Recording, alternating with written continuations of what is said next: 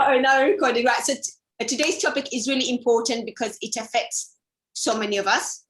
And this is about health and nutrition around our menstrual cycle and through menopause. So from perimenopause all the way through menopause and beyond. Now, whatever we are going to discuss today, it's really important to remember that there is a massive individual variations, right? How we respond to these hormonal changes and other things that we're going to talk about is really going to be different from one person to another. So if you have any problem, if you have any issues with your hormones, or if you feel like you may need some support and help, please seek medical advice, right? Go to your doctor because they would be the best people to help you.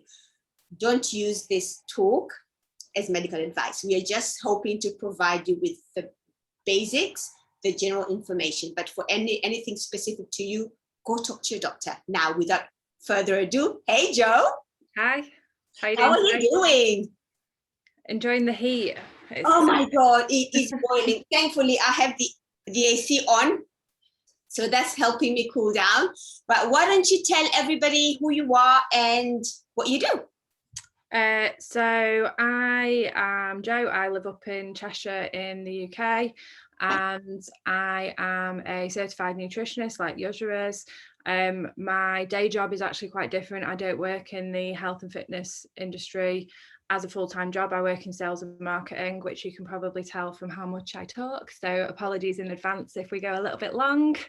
And I do a little bit of nutrition on the side, sort of with a focus on helping dispel myths and misinformation so people can make better decisions for themselves on things that we can actually influence and change, because obviously yours was mentioned that some things are medical conditions and things like that, but there's a lot we can do with regards to lifestyle. So that's kind of what I like to focus on, and just helping people just like cut through all of the pseudoscience and everything that's online, which just means that people can't really take control of their own health in a lot of instances because they don't know what to do. Yeah, absolutely. And it's scary out there. Like there's so much contradicting information out there, and it just leaves the people feeling stuck and confused, right? Okay, so let's start with the basics. What is menstrual cycle? I'm hoping everybody in this group knows what it is, right? But let's talk about it. What is it? So the menstrual cycle is basically, we start that when we reach puberty. There isn't a fixed age. It's sort of in the ballpark of probably some people have it as early as 10 or 11. Sometimes it's later teens. And that is when you start to become fertile and produce eggs, and your hormones change, and you're essentially, your body's preparing to be able to potentially in the future get pregnant and things like that. So the menstrual cycle, it can take about 5 years before it actually sort of gets to what is a regular pattern for you. So sometimes when people start it in their teens, it's very light. So sometimes that's just because it takes a while sort of almost for you to mature. But once it is, the average time for your cycle is 28 days. Day one is when you start to menstruate, so when your period starts. Then the first half of your period, approximately 14 days, is the follicular phase, which is when we're estrogen dominant. And then the second half is the luteal phase, when you're progesterone dominant. And they're the two sort of primary female sex hormones. Yeah, that's the basics, right? Yeah.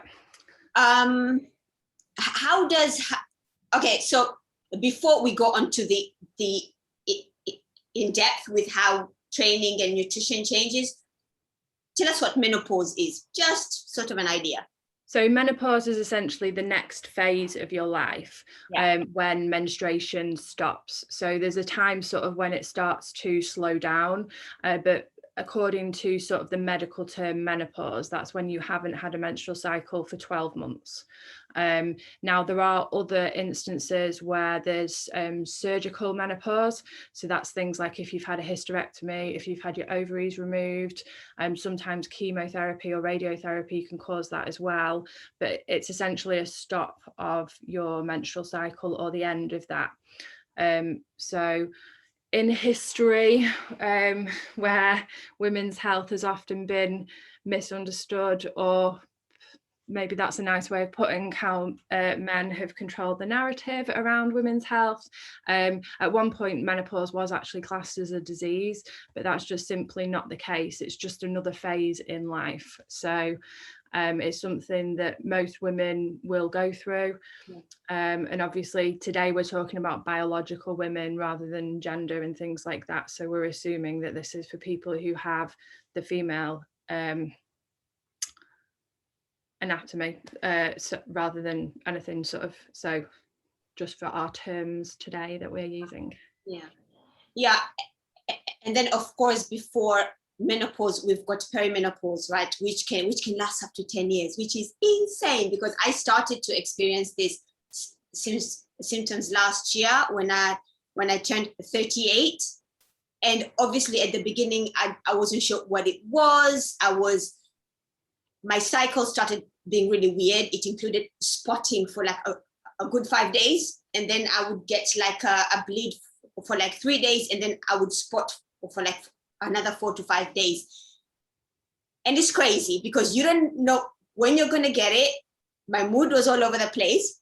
It still is sometimes because I'm still trying to get the hang of it, right? But it's the interesting thing is that not a lot of us know about the peri-period. We know about not as much about menopause, but the majority know what menopause is, as opposed to a perimenopause. And you end up finding a lot of women struggle because they don't understand what they're going through, right? They're expecting to have those feelings when they're in their late 40s and early 50s, but it can start like when you're still pretty young in the late 30s, isn't it? Yeah, I mean, I think this is part of, it's almost like a stigma about so much women's health that we just don't discuss it.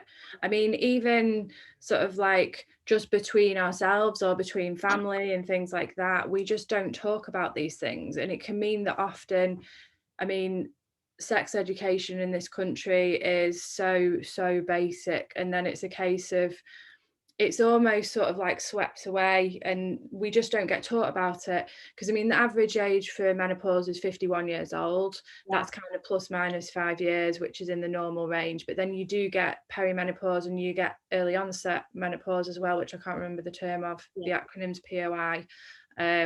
So there are all these conditions, but because we don't all openly talk about it, and I know Davina McCall did a show on, it was either BBC or ITV a while ago.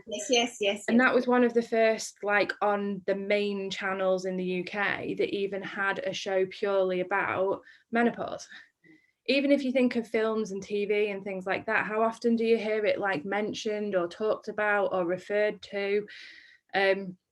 You basically have all these actresses that are like the love interest of whatever really old actor often, and then as soon as they get to a certain age they just don't get cast anymore because we don't want like middle-aged or older women on television. We don't want to sort of talk about it and things like that. So I think it's a societal thing, but I think it's starting to change a little bit, and it is more discussed and more sort of open because it happens to all women. So it's a case of there shouldn't be any shame or any sort of fear about talking about it and things like that.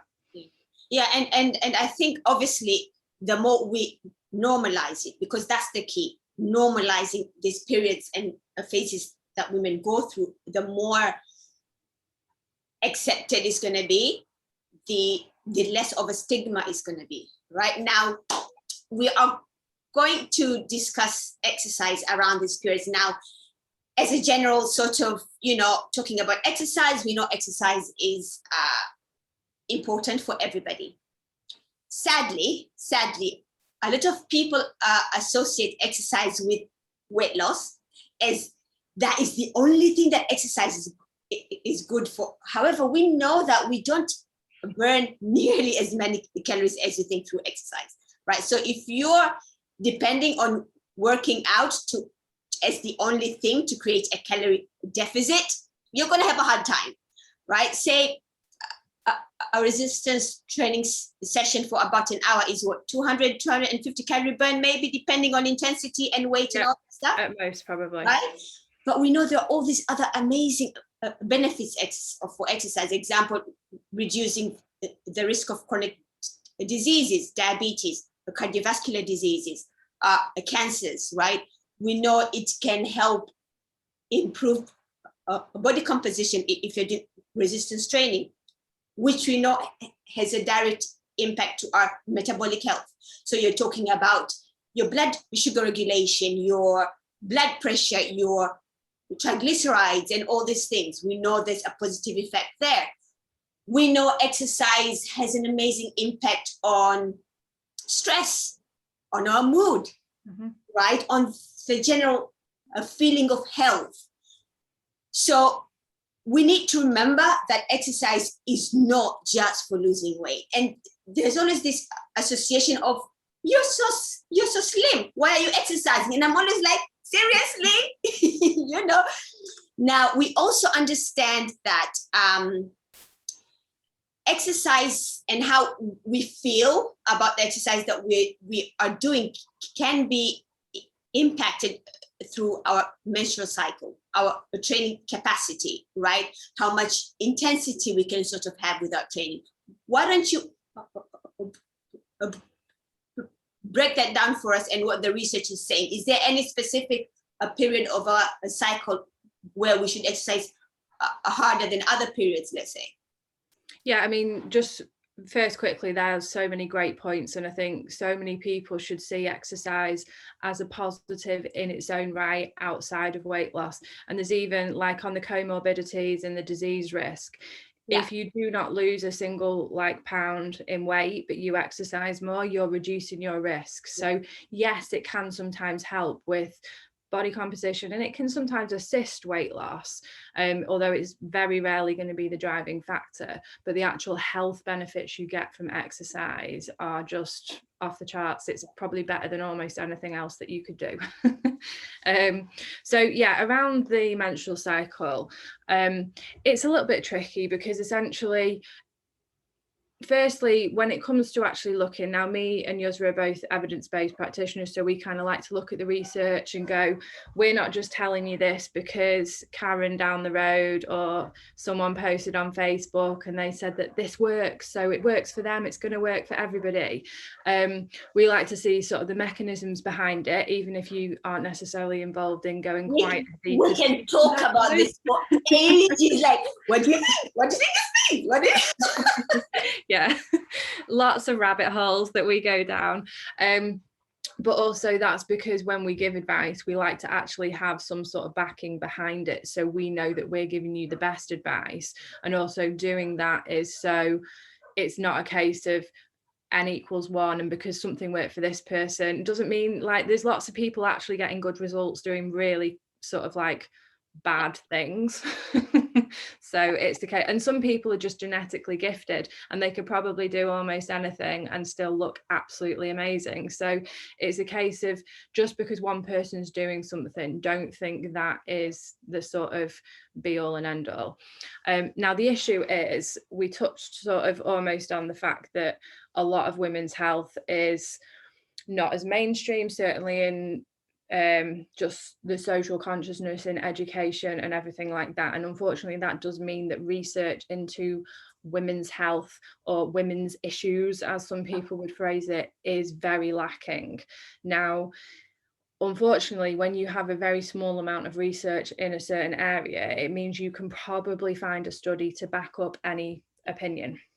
Because there just isn't the sort of consensus across the literature, because there's just not enough studies and research been done for us to reach a scientific consensus. So with regards to training around the menstrual cycle, there's some studies which tell you one thing, which is training in the follicular phase is better. There's other studies that tell you the opposite, which is training in the luteal phase is better. So the follicular phase is the 2 weeks before your period, right? No. Before ovulation, before ovulation, the first 2 weeks, yeah. right? The first 2 weeks, and then the luteal phase is the last 2 weeks, yeah? Yeah, that's right. So I have to check my notes to get this right. So during the follicular phase, when we're estrogen dominant, estrogen does aid repair and recovery just as a hormone. So you have higher levels of estrogen, which means theoretically, and again, we talk about mechanisms and then we talk about what that actually equates to in real life. But it does mean that theoretically repair and recovery are going to be higher, which would then in turn suggest that you could do higher volumes in the first 2 weeks of your period. There's some sort of potential evidence that you're strongest right before ovulation, but then there's other things which say you're actually stronger in the second half of your period. So again, this is what we mean by the research just isn't definitive.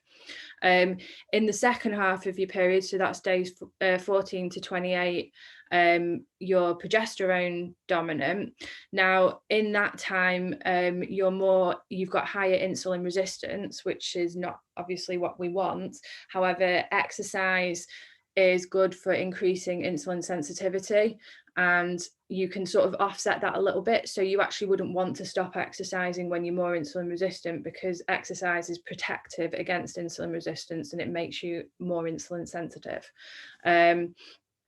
Another issue is when you've got lower estrogen, which is what happens right before your period. That's kind of when estrogen's pretty much at its lowest.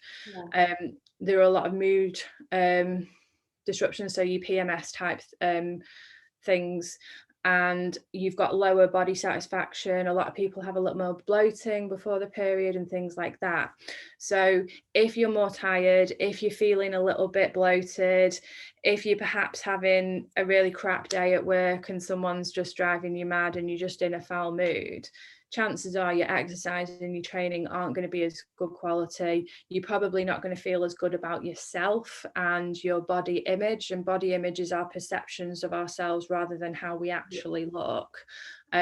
So all of this sort of adds up to potentially not feeling your best at that point. Yeah. Now, the interesting thing that all these changes in fluctuations are taking place in hormones, right? You get people like moi here who really feels them. Like the last 2 weeks before my cycle, like I'm eating like crazy because I'm hungry, which I know you're going to talk about, right? So I'm really hungry. My energy level is like down there. My training sucks. My mood sucks. But the moment I start my period, like the first 2 weeks, right, I am the strongest. However, people like my sister and some of my other clients, they haven't got any of these symptoms, like whether they're on, whether they're off, nothing changes. Which is that like you? I find that I don't feel especially, like I have high days and low days, but they don't line up. I try to track, because I track my cycle, and that's probably something we should have mentioned at the beginning, that if you don't track your cycle, it's a really good idea to start, because it just gives you a little bit more information. And then you can work backwards rather than sort of assuming there might be something going on. You can track your symptoms against your cycle and see if there is a correlation or if it's just random. Mine's random. Like at one point, my PT would program my deload weeks around when, in theory, and where the most evidence shows that you're a little bit weaker, which is the week before. So a lot of people do program, if you do 4-week blocks, which I used to do 4-week training blocks. Yeah. Which was building up to like max reps and then taking a deload week, then you'd build 3 weeks, then a deload week, etc. And it didn't make a difference, because I'd get out of sync for whatever reason. I'd miss a week's training, or I'd get in extra sessions or not, and didn't make a difference to me. Yeah, so I think, like you said, just if you're trying to understand how to structure your training, right, it's really important to just know where you are in your cycle. Yeah, I know. I can totally tell. Now, talk to us about the changes in hormones and how that can affect our nutrition and our energy levels and our cravings and all that stuff. So Again, let's prefix this by saying some people are going to feel the differences more than others. Some people wouldn't even know if it wasn't for tracking, for example, that they were even having hormonal fluctuations. And I think it's a little bit like leading questions. If I say, did you see that blue car on the street? That's totally different to saying, did you see anything on the street? Because I've already essentially put in your head that there is a blue car. Whereas if I just say, did you see something on the street? It's not leading you into something. It's an open question. Whereas if I go, did you see the blue car? No, but the blue car, like, did you see it? You're then thinking there's a blue car. And even if there wasn't one, because our minds play tricks on us all the time, you will be going, yeah, she said there was a blue car, so there must have been one. I'm just going to say yes. And yeah, it's like a self-fulfilling prophecy. So if I tell you you're going to get cravings the week before your period, I've got cravings now. Yeah, exactly. And then it's like, am I actually hungry, or is it because somebody's told me that women get cravings at this time of the month? Because if I said you actually get cravings on day 10 of your cycle, which isn't a thing, I don't think I've seen that anywhere. But then if you're tracking your cycle and it's, you know, day 10, it's like, oh, that chocolate, it's calling my name. I need to go eat that chocolate because it's day 10. And Joe said that I get cravings on day 10. And it's like, do you? Yeah. The placebo effect, right? Yes, exactly. However, I do find that I am hungrier the week before my period. So from an anecdotal perspective, again, the research is very mixed on this, but it seems like most people tend to feel that your BMR, which is your basal metabolic rate, that's what takes up the most energy expenditure. So that's things like all the energy needed for your brain to breathe, all of your sort of vital bodily functions. So your BMR is a little bit higher in the last week before your period. Most people tend to estimate this about 100 to 200 calories. Now, some people who get cravings, 100 or 200 calories is not even going to touch the edges. So in that instance, do you just ignore it? And if you can, and if you're able to, that is one option. For other people, just putting your calories up a little bit is helpful. And that's what I used to do when I'm in a dieting phase. I have a higher calorie week on the week before my period. Now, whether it's in the same net deficit because of that little extra bit on BMR, or whether it's a little bit more, but I plan around it, because I know if I don't increase it a little bit, I'm going to end up in some sort of binge restrict kind of, and then I'm going to probably overeat. And I just know that's how my body will react if I go too low. Yeah. So it's a case of planning around how your own physiology works and how you work as a person, and then planning around it, because I know if I over restrict, I will then overeat. So I don't over restrict because that works for me. Other people can just ignore the cravings and know that it's only a few days, it will pass, then I'll be fine. So it's a case of, again, we're going back to individualize everything. Now with me, it's really interesting. I've tried to sort of, because I don't really count calories or keep how many calories I take in. That the only thing that I keep an account of is my protein, right? But other than that, I eat according to hunger and stuff like that. Now, what I find interesting is that the week before I start, I'm hungry all the time, and I would eat when I'm hungry, right? I just try to be mindful to make sure it's actually hunger. That's one thing that I do. Am I actually hungry, or am I just bored or stressed or some of those other things, right? If I'm actually hungry, I'll eat. However, when I start, my appetite just drops as well. It's almost like my body is trying to now balance itself out and goes, you know what, last week you took in a lot of calories. This week we are going to reduce that slightly, which is really interesting, right? Mm-hmm. It's not like I'm trying to eat less. I'm just not as hungry. So with clients, I tend to tell them to sort of do things like, before you grab that snack, right? First, make sure you're actually hungry. So respond to your cravings and not react to them. Because a lot of us don't think about what we're eating. We're hungry, we just go grab it and eat. But if you take a few minutes, step back and think, okay, is this actual hunger, or is this because it's the time of the night? Is it a habit, right? It's because I'm used to it. I watch TV and relax the box of cookies, right? And then another thing is, if you are hungry, can you opt for healthier options maybe if you want to do that? Do you know what I mean? What kind of advice do you usually give to people around this period when it comes to their nutrition? I mean, one of the other things which we haven't really touched on, because I find sometimes you can get a little bit lost in the weeds, is on what your actual macronutrient composition is. I'm not a big fan of macro splits, changing macros throughout the month and things like that, because I think it's overcomplicating what you're doing. If you're a professional athlete or something, different ballpark, but just for normal people, if I go eat 34% fat this week and then I want you to eat 43% fat next week, 22% fat the following week, you're just it's not realistic and it's not feasible. Like, we don't want to be there calculating every single thing, weighing food and every single thing, right? Yeah. However, through sort of diet culture and things like that, fat was demonized for quite a long time. Obviously, sugar's demonized at the moment. We'll maybe talk about that another time. But if you're having low fat everything, sometimes you're not getting enough essential fats. Now, essential fats are called essential because your body can't synthesize them on its own. So you have to get it from the diet. So these are things like your omega-6s and your omega-3s. Yeah. So that's nuts, seeds, oils, fish and things like that. So sometimes just like upping your fat, like if you need a little bit of extra, and chocolate does have fat in, by the way.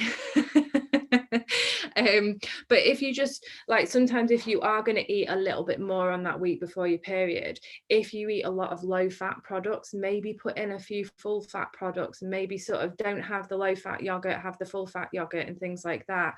Just because essential fats are really important. I mean, estrogen and progesterone, the female sex hormones, are fat. Yeah, they're they're stored in fat. A lot of how they are regulated is to do with adipose tissue and things like that. So you actually need a certain amount of fat within your diet. So making sure you're getting those good fats is important. Yeah, I don't think that answered the question. Sorry, I think I got off the point. No, that is a good point, because we always think, I'm trying to lose weight, I'm gonna go low fat on everything. Well, that's not healthy, right? We do need fat, right? Mm-hmm. Yeah, I was asking around the advice that you give to clients, example, the people you've spoken to, on how they can manage their nutrition around their cycle and their cravings, if they have cravings. So I've spoken about how I tell them to step back and respond, not react to their cravings, to opt for healthier options, right? But sometimes if you need protein intake, maybe can help. Yeah. But yeah, so sometimes if you need chocolate, eat chocolate. Eat chocolate, yeah, absolutely. If you are craving something very specific, if you don't have it, you don't fulfill that craving. So you have physical hunger and you have hedonic hunger, and hedonic hunger is like in your head, and it's like a psychological craving rather than a physiological craving. Yeah. If you're really hungry, if you're craving chocolate and I go and eat a banana, an apple, a yogurt and everything like that, I've not hit the spot that I wanted. I was craving chocolate. Whereas if I'd eaten 2 cubes of chocolate, that probably would have satisfied my craving. And that's a lot less calories, 2 things of chocolate, than eating a ton of healthy food, which I didn't actually want.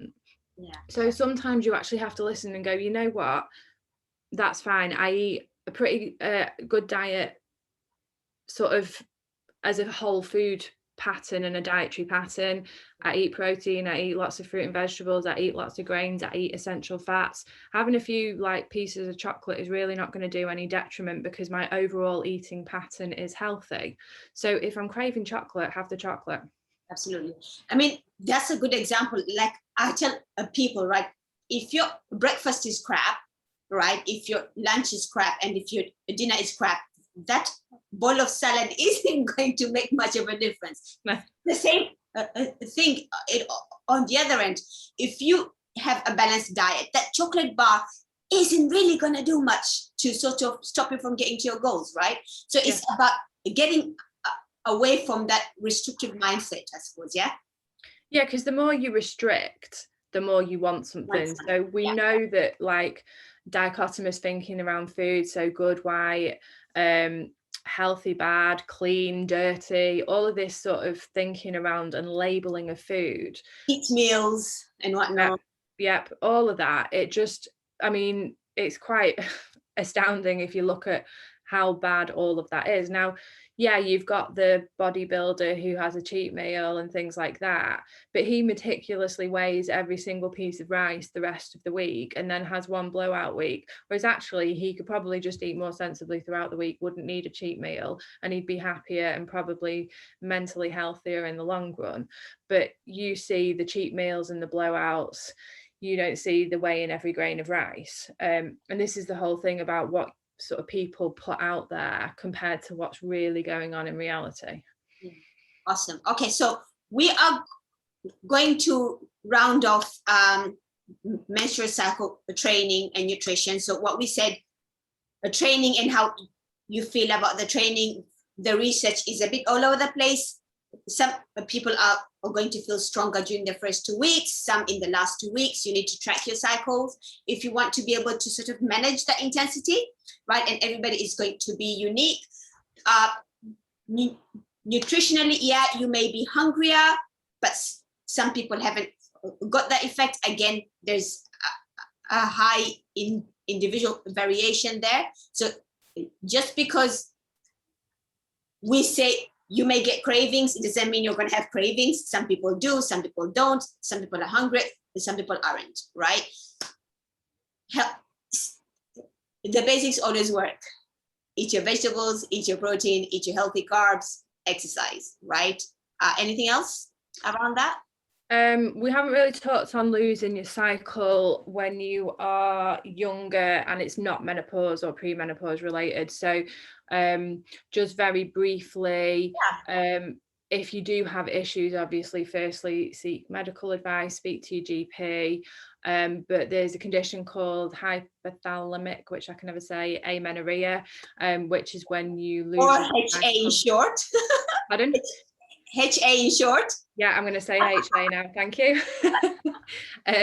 So this is primarily caused from having a low energy availability, but it can also be caused by stress. So there's lots of things, and we've sort of briefly touched on PMS and things like that.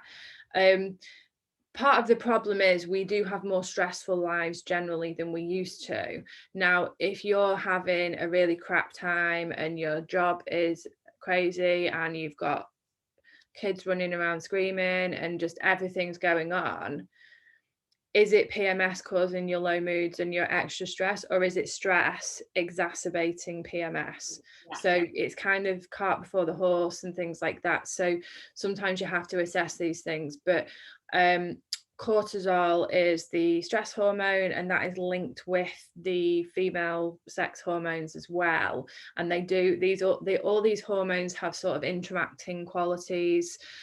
So sometimes it's why stress can cause you to skip a period or lose your period and things like that, as well as low energy availability as another reason for HA. So it's just a case of, if that does start happening to you, you definitely do need to speak to somebody, because the long-term health effects from HA can be pretty severe.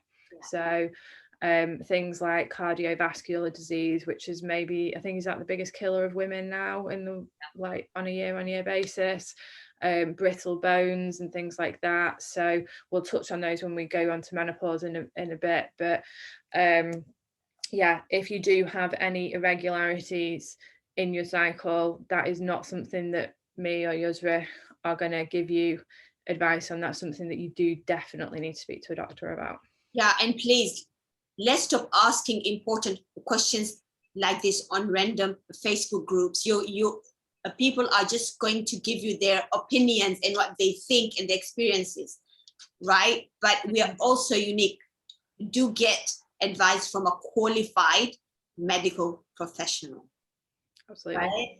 All right. So let's talk about menopause. So you briefly described when it can start and all that stuff, but what happens through menopause? Basically, the biggest thing is estrogen just completely, not completely, it's still there a little bit, but it totally dives. So you go from having estrogen being the dominant female hormone that we have to it sort of massively down regulating, so we have almost none at all. So estrogen is really important for female health. It has so many roles within the body. We've touched on some of the interactions it has with other hormones as well. So when the estrogen levels do drop off, it does cause lots of different health related things, which we have some that we can help mitigate, and others you just need to be aware of. So one thing that we will start on is bone health, because that's really important, because once you get brittle bones, there's some sort of, it's not really sort of known for sure whether once your bones start to get weaker, whether you can reverse that or not. So some people think that you can't, other people think that you can, but ultimately having strong bones when you're younger will be more protective when you're older, because essentially you've built up a load of density, bone mass density in the bank. So the denser they are, effectively, the longer it's going to take for them to get weaker.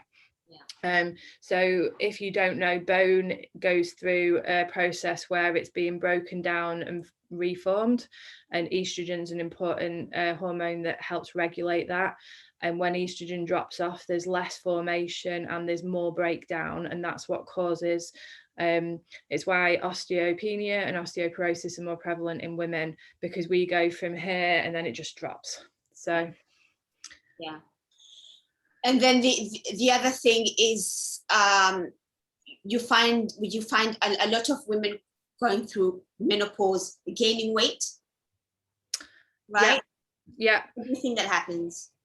So this is a little bit more complicated, because it's a combination of physiology and behavior. So it's kind of hard to extrapolate sort of cause and effect when that's the case. Estrogen does interact with leptin, which is one of the hunger regulators. That's another hormone. Sorry, we're talking lots of hormones today. So you do get a slight increase in appetite, which obviously can lead you to eat more.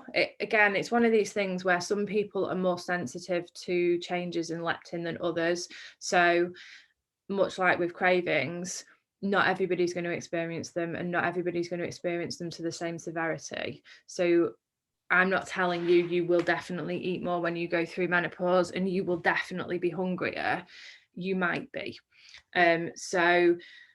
The other thing is, one of the effects of menopause is sleep disturbance and fatigue, and these can end up down regulating your energy expenditure. So you possibly will have lower NEAT, which is non-exercise activity thermogenesis. So walking around, moving, just general. You see that I never sit still. I'm always I'm a fidgeter. House chores and stuff like that, right? Yeah. So when you've got lower levels of NEAT, you're going to have a lower energy expenditure. So if you're a little bit hungrier, so you eat just a little bit more and then you move just a little bit less. Yeah. If you don't then actually regulate what you're eating with regards to eating a little bit less consciously, then it's quite likely that you will put on a little bit of weight. I think the average is something like 3 kilograms. Of women who go through menopause put on that much. So obviously that's just an average. There's going to be some people who put on none and some people who put more on that, which is why take an average with a pinch of salt doesn't mean that's you're going to put on 3 kilograms. Also, fat distribution changes, because when you are younger, women tend to store more fat on their bum and their thighs. But then with your change in hormonal profile, you tend to store more centrally. So you tend to find that it's a common sort of complaint with menopausal women that they want to spot reduce fat, which we know we can't really do, but because their fat is essentially, they might not have actually put on weight, but the weight has moved where it's stored, so they feel like they have the body fat. Yeah, it goes. Yep. Which is fascinating. A pear to an apple is what right? does. The body is absolutely incredible. And also, what I wanted to sort of talk about is hormone therapy, right? So, going through hormone therapy will have an impact on all the symptoms and how you're feeling. Now, a lot of people are scared of hormone therapy. This is down to that research. I think that it came around, what was it, 2002, that showed it increases the risk of breast cancer. So everybody was like, no, right? And then a few years later, I think in 2018, they revisited that research and they actually said, no, the risk isn't as high. It's not more higher than factors from unhealthy lifestyle, being overweight and stuff like that. However, I will go back to this. There is a massive inter-individual variation. So some people will be okay with hormone therapy.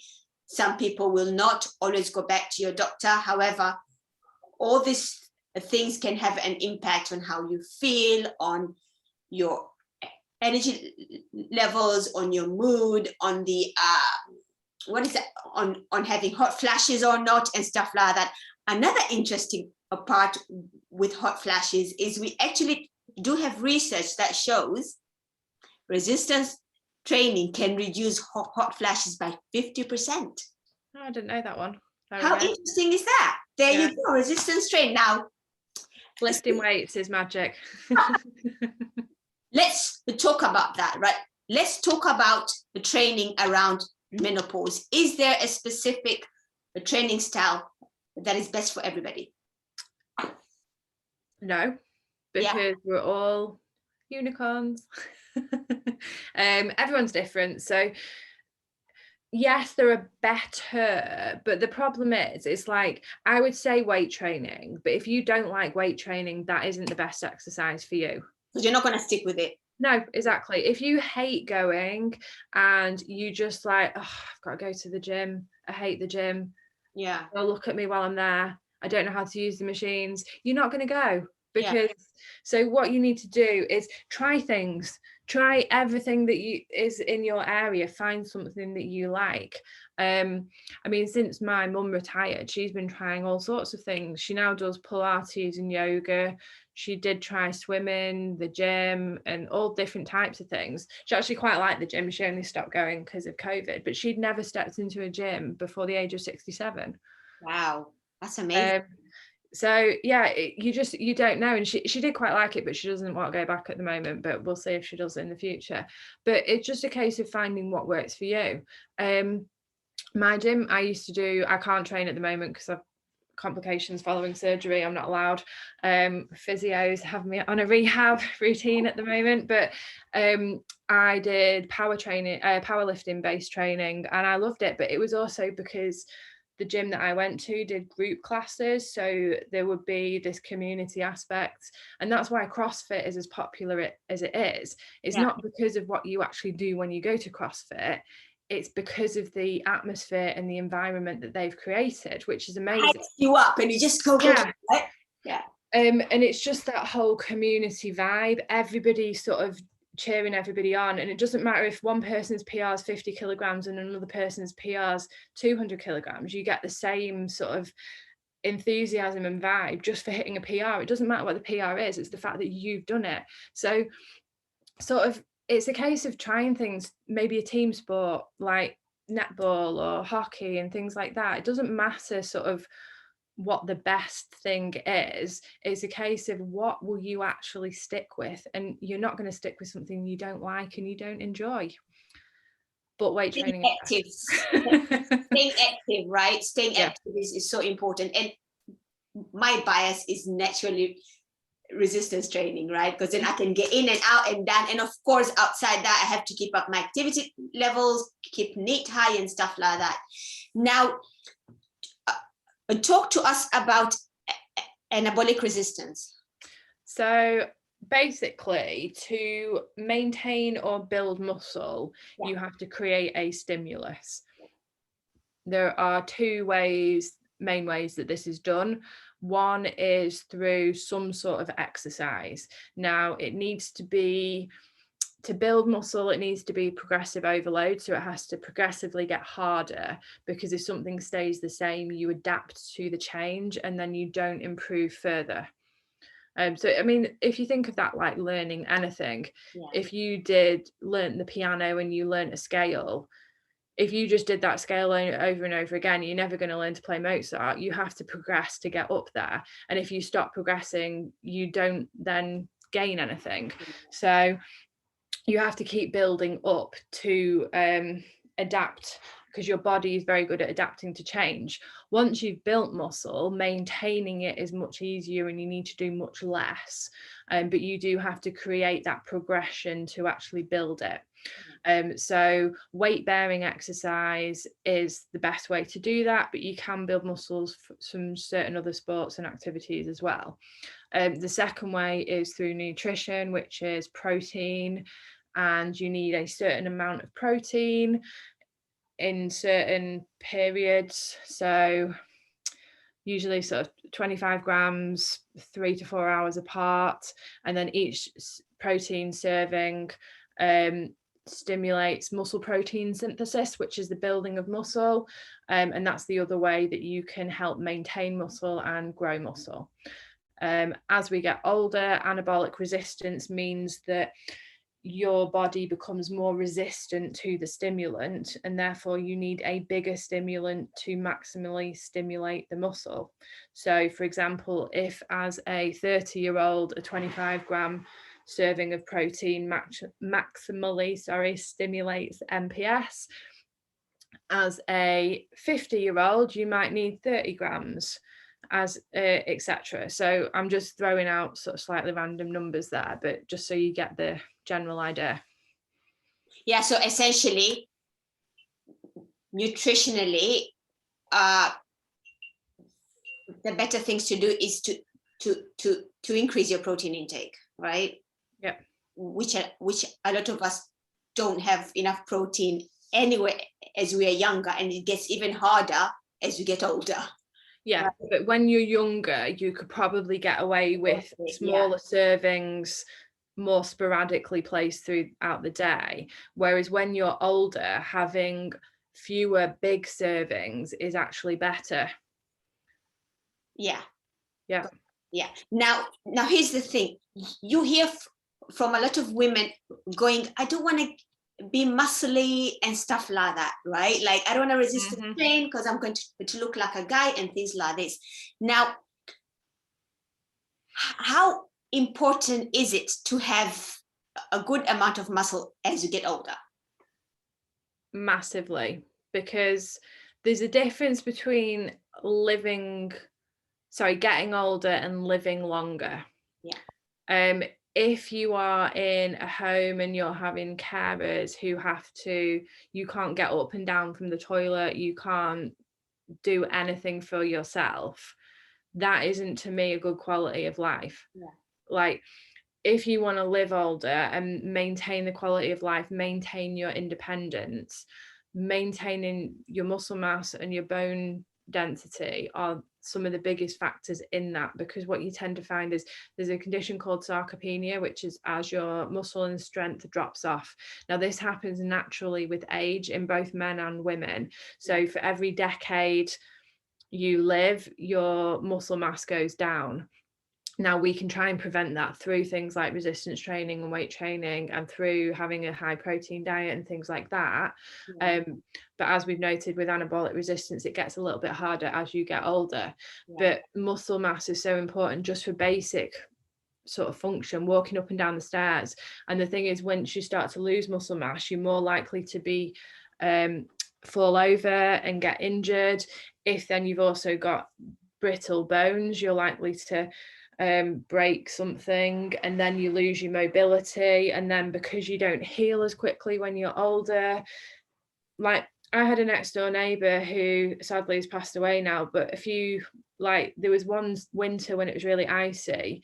She was in her mid-80s, and she slipped, and she was very active before this. She slipped and dislocated and broke her ankle, and she never recovered her own freedom. She lived on her own at that point. She was independent. She used to be out and about all the time, and she just never recovered from the injury. Yeah. Because she never healed properly, and then her daughter had to look after her all the time, and then she ended up in a care home and things like that. And it's just really sad, because now obviously she was pretty old, and I do understand there is a limit to this, but also the longer you can maintain your autonomy, the higher quality of life. Because I know that I did go and see her, and she wasn't very happy towards the end. I mean, she was still sort of chatty and things like that, but you don't want someone who's fiercely independent to lose that. And then you start to look at depression and anxiety and all these other issues start to come into play, because here they are, they can't support themselves, right? Yeah. So ladies, gain that muscle mass. It's not for today, more so for tomorrow. Super, super important, right? And you know how difficult as a female it is to actually look bulky? Yeah. Like any woman you've seen that's, I mean, properly jacked, she either works out like 4 to 5 hours a day, or she's taking something. Definitely. Absolutely. Are there any supplements that you recommend people like me who are going through these changes to take? Just back to diet very quickly. So the other thing for bone health, which is really important, is calcium. Yeah. So I would say that when you start to be premenopausal, we want to kind of protect the integrity of our bone health as early as we can, because if you start sort of improving your bone health earlier, it's going to sort of prolong the time down the line that your bones are going to remain strong. So calcium is really important for that, and vitamin D. So if you don't get enough calcium in your diet, there are options with supplements, but you should be able to get enough from your diet, and diet is usually better to get your nutrients from before a supplement if you're able to. Yeah.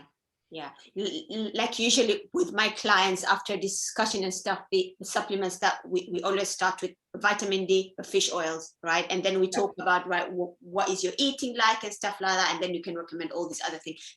The thing is, fish oils can help with anabolic resistance potentially. There's a little bit of mixed research there, but fish oils are really good for cardiovascular health, which in women is important too, and they're good for brain health, which can help protect against neurodegenerative disease too.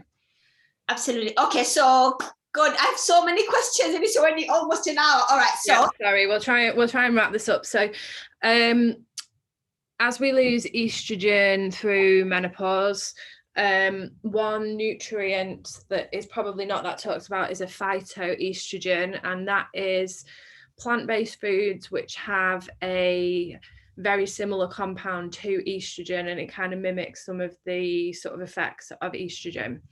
Now I was talking to my friend who's done quite a lot on menopause before earlier, and she said there's actually been a few studies, and they find that the effects of menopause are actually a lot less pronounced in Asian women, because they tend to eat a lot more soy products and things like that. Oh, interesting. So that's interesting, I thought. So soy is one phytoestrogen. Other things include legumes. I didn't write these down and I can never remember them. I think it's flaxseed, nuts, berries. Yeah.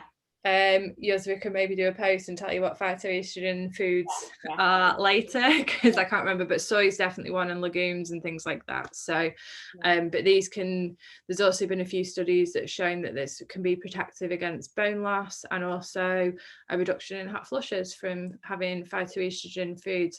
If, however, you are on HRT, check with your doctor, because there might be some sort of conflict between the two things together. So this is why whenever you take any medication, if you're going to do any changes to your diet, always make sure you run those past your doctor, because if you vastly change what you're eating, it can affect if you're on any medications. Also, another thing that I wanted to mention as a possible symptom for those who are going through this period is urinary incontinence. Because of the drop of estrogen, your pelvic floor starts to get challenged. So urinary incontinence, vaginal dryness, right? That can happen, painful with intercourse, so pain with intercourse. So if you notice any of these symptoms as you go through this period, again, go back to your doctor, and they could recommend seeing a physiotherapist, or recommend some topical estrogen applications which can help with all these things. Yeah, and I think with regards to the pelvic floor dysfunction, that can be affected with constipation and things like that. Yes. So having a high fiber diet can help protect about that, and hydration is very important as well, so make sure you're drinking enough. Yeah. Now, to wrap it up, is there anything magical that people who are going through menopause need to do? That one thing that will solve all our problems, that one thing that works for everybody? No, but I would say having as much self-compassion for yourself. Obviously self-compassion is for yourself, but self-compassion, and just there's a lot of things with regards to that where we need to sort of take a step back and not be so critical of ourselves.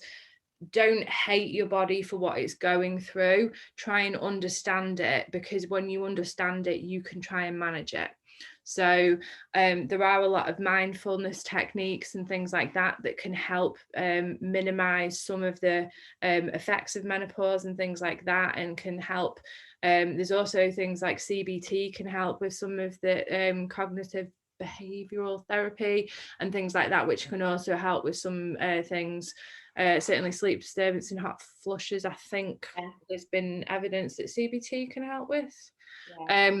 So it's a case of there's no magic pill, but also you don't necessarily have to expect the worst, because some people do not have major symptoms and do not have major problems with it. Other people will have the more severe end of the problems, but this is why you sort of have to look at it as look at it, take a step back and look at it as a whole. So what medical help can you get? What dietary changes can you do? What exercise can you do to move and things like that? So look at it as sort of like a whole. Yeah, as a whole picture, right? Yeah, and I talk about controlling the controllables, because there's so many things that we can't control as we go through this period, but we can help ourselves through nutrition. And again, there's nothing unique there. Eat your vegetables, eat your protein, eat your fruits, stay hydrated, exercise, just move, right? Hopefully you like resistance training, because that can help you, right? And that's as far as we can go, right? And of course, consult your doctor to get medical advice. Yeah, and be kind to yourself, and just because there's things like, it's all well and good saying, okay, I'm going to have lower energy expenditure when I go through menopause. But if you're struggling with massive sleep disturbance and extreme fatigue, I have to go to the gym 4 days a week and do a HIIT session, and then I'm going to run on one of my days off and things like that. That isn't looking after yourself. That's not being kind to yourself. You have to sort of deal with the circumstances that you're in. So pushing yourself through it and just going, I've just got to grit my teeth and do it, that isn't the way to sort of manage it. And that is such a good point, because I noticed that, like, since last year, I can't handle cardio, right? Every time I do like a cardio, which I don't do a lot of, to be fair, but every time I do it, my recovery sucks. The next 2 to 3 days so I've actually had to cut down my training. All I do is resistance train 3 times a week, 20 minutes a day. That's it. At the moment, that's all I can handle. At the moment, that's all I can recover from, and I'm doing great, right? So yeah, we don't have to kill ourselves at the gym 5 days a week. Self-compassion is also stepping back and realizing my body just needs to calm down and just take it one day at a time, right? Yeah, absolutely. Yeah. All right, Joe, it was so good to have you on here. We are going to have you on here again. So many other interesting topics that we are going to dive into. I can't see the comments on Facebook, guys, but whoever's there, thank you so much for watching. And yeah, we'll talk to you guys soon. Bye, everyone. Bye. Thank you. Thanks.